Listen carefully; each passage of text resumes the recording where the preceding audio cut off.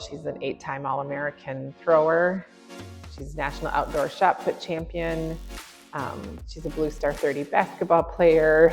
Her accolades around sports have always been really significant accomplishments. I'm Roisin, Grandberry. I've been in sports my entire life, so I've kind of just grown up with that. Growing up, Ro was very much curious about everything. She wanted to try everything, and so we kind of let her do that. We joined a track and field team when she was just 8. I mean, both girls were really little, and she loved it. And it was a chance for her to mix and mingle with kids of different ages. There you go. Yes!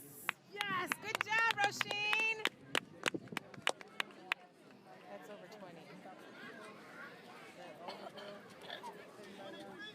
And within track and field, she could try like lots of things within one sport. It was really important that Roisin and Dahlia both embrace their height, that they're comfortable in their skin, because I knew that their whole life they're going to have people who automatically presume that they're athletic. When I was in kindergarten in the rec league, my mom just needed to get energy out of me, so I would just go play around at the Park District basketball courts, and that's probably the first time that I ever picked up basketball.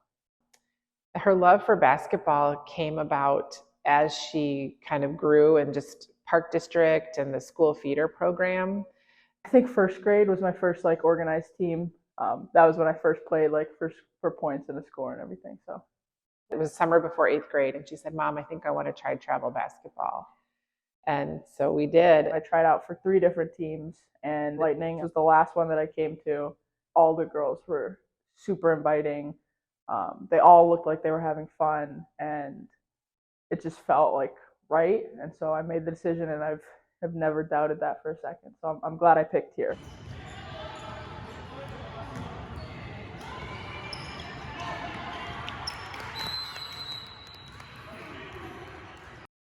In 8th grade was the Blue Star 30. It was like a camp that, the top girls 6th through 8th grade go to. When she was named a Blue Star 30, and Mike had called to let me know ahead of time, and Roisin was still sleeping.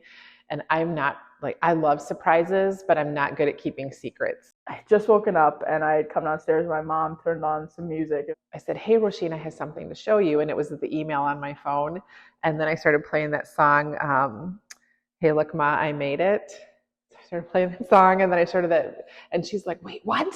What?" And Dahlia was like, all 3 of us. It was a pretty exciting time.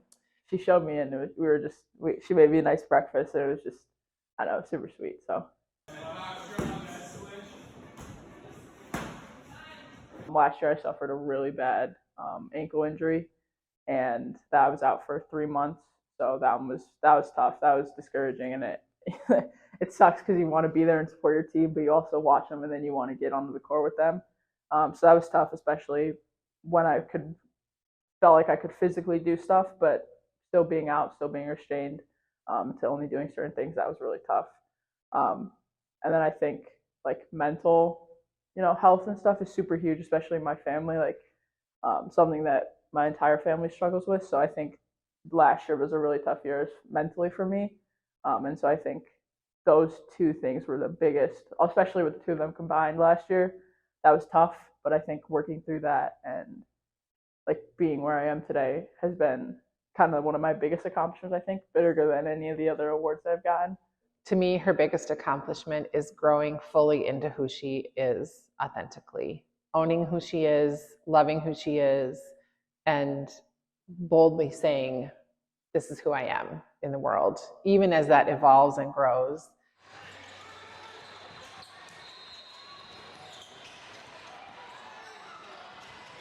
It's just like, how is that my kid? I, in a million years, would have never told you that I would have a child, let alone 2 children that, are acknowledged in the ways that they're acknowledged. I think it's rare to have siblings of any kind that authentically share such a deep love of the same thing, and they both do with basketball. So they definitely bond over that. growing up really above average height for being a woman and being biracial, and some of the different challenges that they've had in life. They're very close. One of the things that I try to do consistently with Ro and her sister is remind them that this journey is unique. Looking at college, again, being a student athlete, the small percent of athletes that go on and play in college, and that it's a gift, and to make the most of that ride. How can she use that platform to put good in the world? Because she's so much good to give, and I just can't wait to see what she does with all of it. She's my rock. I don't know what I would do without that woman. Ro told us about how you are her role model. What is your relationship? You make me cry. Wow.